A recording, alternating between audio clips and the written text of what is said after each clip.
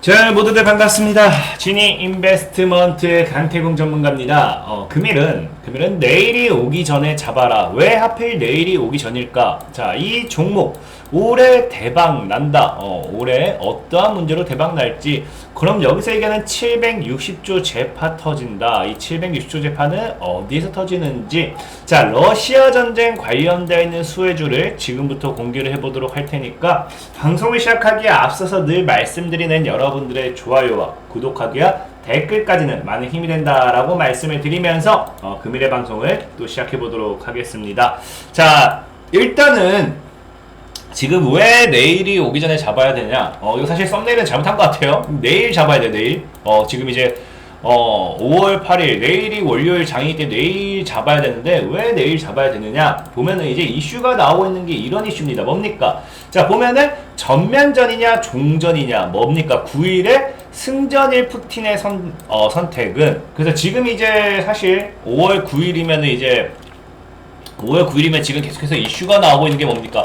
5월 9일에 전면전을 하던, 이제 아니면 진짜로 종전을 하던, 이 무엇이 되었던 둘 중 하나의 모션은 나오지 않을까, 좀 이런 상황에 놓여 있습니다. 그렇기 때문에 일단은 중요한 게 이 5월 9일이라는 이 확실한 날짜가 지금 기점이 정해진 상태고요.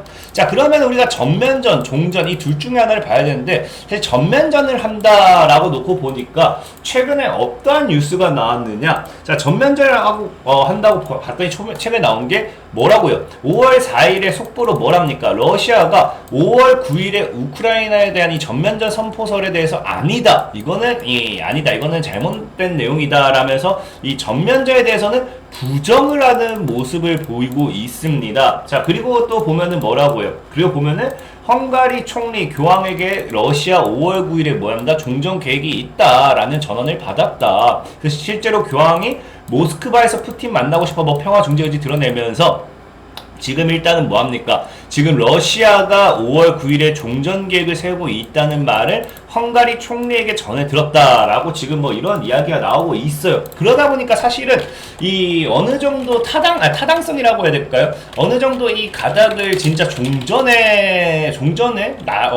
종전에다가 이 방향을 잡는 분들이 많은데, 사실 제가 하고 싶은 말은 그겁니다. 지금 오늘 방송을 통해서 하고 싶은 말은 일단은 5월 9일에 전면전이 됐던 종전이 됐던 무언가가 이 행동으로서 나올 거기 때문에 여기에 눈여겨봐야 된다라는 거지만, 중요한 건 뭐냐고 하면은 사실 5월 9일에 종전이 되었던, 전면전이 되었던, 여기서 핵심은 뭐다? 핵심은 우리는 이 둘 중에서 무조건적으로 따라올 수밖에 없는 것에 무조건적인 수혜를 받을 수밖에 없는 것에 뭐하자? 투자를 하자라는 거예요. 그래서 생각해봤더니 사실 전면전을 할 수도 있겠죠. 지금 5월 9일에 전면전을 할 수도 있겠지만 중요한 건 뭐냐고 하면 이거죠. 이 종전이 5월 9일이 아니어도 이 종전이라는 건 뭐가 따라오게 된다? 전쟁의 시작이 있었기 때문에 전쟁의 종료도 뭐한다? 따라올 수밖에 없다라는 겁니다. 그럼 우리가 5월 9일에 전면전을 할 거다라고 예상을 하면서 방산주라든지 관련되는 반사이익주를 샀을 때 전면전을 하지 않아 버려요. 그럼 이거는 그냥 그대로 싸그리 물려버리는 거겠죠? 근데 만약에 종전을 할 거다라고 예상을 했더니 전면전을 하고 있습니다. 그럼 전면전을 한다 하더라도 이 전면전 이후에도 반드시 뭐가 온다? 종전은 따라올 수밖에 없는 거기 때문에 이 종전이라는 이슈를 놓고 봤을 때 우리가 5월 9일에 매수를 해서 종전을 하지 않더라도 뭐 할 수밖에 없다. 언제가 되었던 종전이라는 이슈는 나올 수밖에 없다. 그렇기 때문에 우리가 조금 더 덜 물릴 수 있는 이런 방향이라든지 덜 물릴 수 있는 모멘텀에 우리가 방향성을 잡는다고 하면은 종전 관련 수혜주를 찾아봐야겠죠. 그래서 봤더니 지금 이제 최근에 이제 종전을 하게 되면 당연하게 뭐 할 수밖에 없습니까?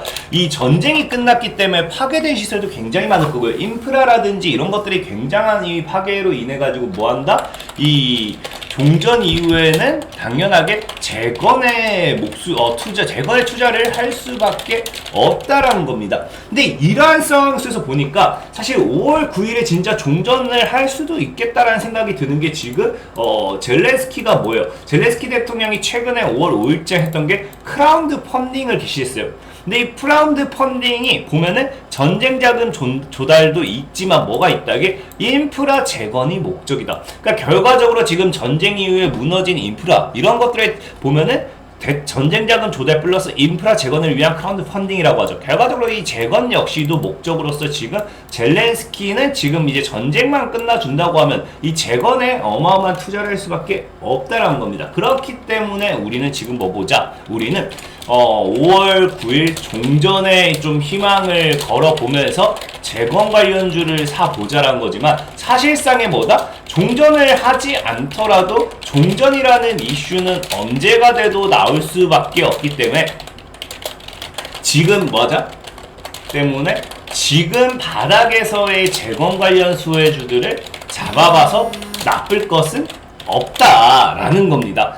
그러면 이 과연 재건 관련되는 수혜가 우리나라가 수혜를 볼 수 있을까? 사실 이 재건을 했을 때 우리나라가 참여를 안 하면 끝이거든요. 근데 지금 이 시장의 분위기를 봤을 때 뭐합니까? 우리나라 정부가 과거 4월 달에 뭐라고 해요?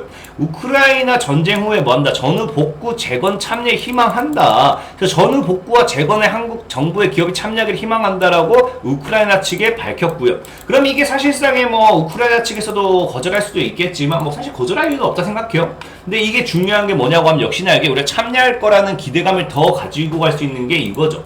주한 우크라이나 대사가 뭐예요? 최근에 러시아 우크라이나 파괴하고 재고 복원 노력 뭐 여기에 대한 이 보면은 어디서 나오는 거냐? 자, 주한 우크라이나 대사 서울대 강연을 합니다. 이 강연을 하는데 이 강연의 내용을 보면 뭐라고 해요? 자, 지금 그는 평화협상 가능성에 관해서는 영토 활양을 전제로 한 평화협상은 없을 것이라고 단호하게 선을 그었고 그 후에 따라온 게 뭐라고 해요? 또 전쟁 이후에 뭐한다? 우크라이나 재건 프로젝트에 한국이 특정 지역이나 부분을 맡아 참여할 수 있도록 정부에 전달하려 한다. 그래서 한국이 가진 교통시설, 건설, 주택 등 분야의 경험이 큰 도움이 될 것이다 라고 말하면서 지금 우크라이나 대사관 역시도 뭐합니까? 우리 한국이 이 종전이 아니죠? 재건에 이 참여할 수 있도록 이 적극적으로 이 밀어주겠다라는 이야기가 나와요. 그렇기 때문에 이러한 분위기를 봤을 때는 우리나라가 이 재건에 참여할 확률이 굉장히 높다라고 봅니다. 근데 중요한 건 뭐냐? 사실은 종전에 참여를 하든지 그러니까 재건에 참여를 하든지 재건에 참여를 하지 않던지 이건 사실 중요한 게 아니에요. 왜? 주식은 뭐다? 기대감이기 때문에 우리 과거에 비슷한 사례 여러분들 기억나실 거예요. 바로 뭐 있었습니까? 과거의 남북경협이죠. 자, 요동치는 남북경협 관련주 향후 전망을 하는데 보면은 뭐라고요? 남북정상회담이 이제 성공적으로 개최되면서 우리나라가 뭐합니까? 남북경제협력하면서 우리나라가 북한 주택 상황에 따른 재건축, 신규 공급 등 건설 부분만 보아도 거대 시장이 예상된다고 하면서 이 투자, 그 다음에 뭐 지원, 뭐 철도 관련되어 있는 사업, 아니면 뭐 건설업 부분, 뭐 이런 것들 해가지고 남북경협 뭐 했습니까? 수혜주들이 적게는 100%, 남북경협 수혜주들이 실질적으로 우리가 뭐 통일이 된다 만다가 아니라 이게 잘 되면은 우리나라가 북한에다가 지원할 수도 있다, 투자할 수도 있다라고 하면서 그 기대감으로만 뭐가 왔어요? 그 기대감으로 적게는 100%, 많게는 1000% 가까이 올랐던 게 그 당시에 남북경협 모멘텀의 이슈들이었습니다. 그렇기 때문에 이번에도 뭐 할 수 있다? 이번에도 종전을 하고 난다 말다 뭐 이게 중요한 게 아니고 재건에 참여를 한다 안 한다 이게 중요한 게 아니라 재건에 참여를 할 수도 있겠다라는 뭐가 됩니까? 기대감에 의해서 뭐가 됩니까? 종전이 다가오면 다가올수록 이 재건 관련 수혜주들은 더 큰 상승 파동을 가지고 갈 수밖에 없다라는 겁니다. 특히나 과거에 남북기업 관련된 수혜주들이 크게 올랐던 이유 중에 또 하나가 뭐였냐고 하면은 이 북한의 경제 재건에 대한 투자, 거기에 대한 기대감도 있었지만 그 당시에 비용 자체가 작지가 않았어요. 그 당시에 예상되는 비용이 뭐라고 합니까? 2018년도에 보면요, 북한의 경제 재건 비용이 20년간 705조 원이 필요할 거다라고 하면서 이야기를 합니다. 그렇기 때문에 자금 자체도 작지 않았기 때문에 그게 관련 수혜주들이 엄청난 호재로 작용했던 겁니다. 근데 지금 이제 우크라이나 사태에서 지금 보면은 재건을 하게 될 시에 필요한 금액을 봤을 때 뭐라고요? 자, 보면은 젤렌스키 대통령이 뭐라고 합니까? 재건 비용이 얼마까지 예상된다? 지금 760조에 달한다. 그래서 러의 배상금 요구할 것이라고 하는데, 어쨌든 중요한 게 뭐예요? 과거 북한의 이 경제 재건 비용 705조보다도 더 큰 비용이 지금 발생한다. 비용이 예상된다. 그렇기 때문에 760조에 달하는 수혜에 대한 기대감이 생길 수밖에 없는 것이고, 이게 지금 5월 5일에 나온 겁니다. 그렇기 때문에 지금 5월 9일에 종전을 한다라고 하면은 플러스 알파 뭐 해봐야 큰 차이가 없겠죠. 근데 만약에 5월 9일에 종전이 진행되지 않고 이게 뭐 6월, 7월 더 뒤로 밀려간다. 그럼 이게 760조가 아니라 800조, 900조, 1000조에 달하는 더 큰 자금이 더 큰 자금이 기대가 될 수도 있는 상황인 거예요. 그렇기 때문에 사실상의 종전이 더 늦어질수록 재건에 필요한 뭡니까? 비용, 경제적인 이 비용 자체가 더 큰 비용을 필요로 하게 될 것이고, 그런 반대로 뭐예요? 늦어질 만큼 그 많은 비용에 대한 반사이익을 받을 수 있는 게 뭐다? 재건이란 겁니다. 그렇기 때문에 지금은 뭐 할 필요가 있다. 5월 9일 종전을 하든지 말든지, 사실 한다 하더라도 단기적인 반사이익으로서 상방 파동을 노려볼 수 있고, 뭐 하든지 말든지 좀 표현이 좀 그런 것 같은데, 지금 뭐 그래도 우크라이나 국민을 위해서 했으면 좋겠지만 어쨌든 주식쟁이 입장에서 봤을 때 종전을 한다 해서 안 올라가고, 한다 해서 올라가고, 안 한다 해서 안 올라가고 이런 데 신경 쓰는 게 아니라 뭐 하자고요? 종전을 하고 말고보다도 이제 이것이 지금 해주면 단기적인 상방 파동을 노려볼 수 있는 거고, 안 한다 하더라도 이후 종전이라는 이슈는 따라올 수밖에 없기 때문에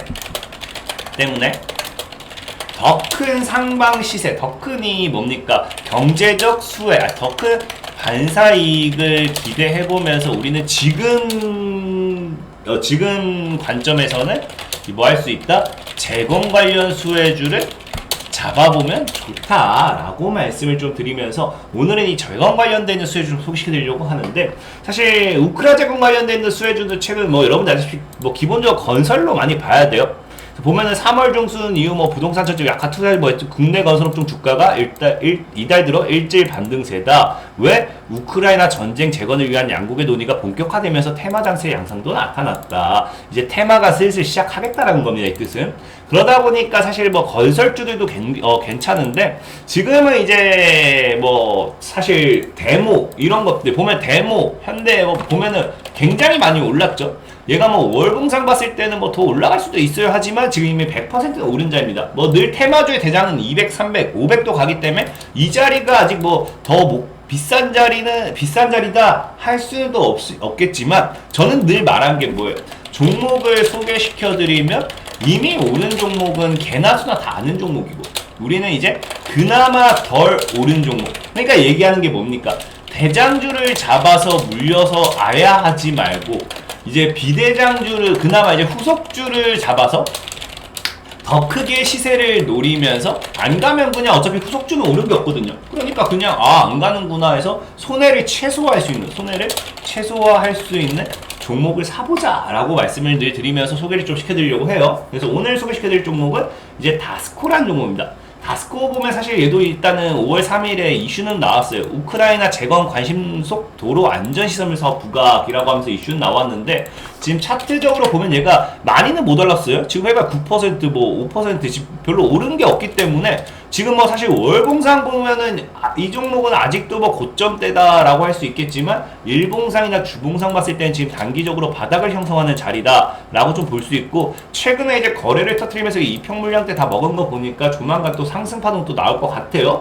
그래서 이 다스코라는 종목을 오늘은 여러분들이 좀 소개를 시키면서, 이 종목 같은 경우는 여기서 5,400에서 한 4,600원 이 구간에서 크게 모아나간다고 하면은, 뭐 종전 이슈가 나오든 안 나오든 해서 모아나간다고 하면은 재건이랑 모멘텀과 함께 쭉쭉쭉 치고 가기에는 충분하다라고 좀 말씀을 드리고 싶고, 자, 그리고 늘 말한 게 뭡니까? 시황적인 부분의 종목은 현재 시장의 이슈를 판단해서 여러분들에게 소개를 시켜드리는 게 뭐다? 시황적인 부분이다. 그래서 이런 종목이 단기간에 당연히 갈 수가 없어요. 왜? 당장 시장에 이슈가 부각이 되는 데는 시간이 걸리기 때문에. 그래서 이런 종목은 여러분들이 단기간보다는 좀 장기간에 보면서 모아가시면 좋고, 내가 단기간에 빠르게 매매를 하고 빠르게 수익을 내고 싶다 하신 분들 뭐라고 했습니까? 제가 여기 이제 구글 플레이어에 진이강태공을 치면 이렇게 단기 관심 종목, 장투 승부 종목 이렇게 해서 어플에 종목을 올려드린다 했습니다. 그럼 GL팜텍 같은 경우도 4월 26일에 여러분들에게 소개를 시켜드렸는데 실제로 GL팜텍 어떻게 됐어요? 금요일장에 상한가로 마무리해줬죠.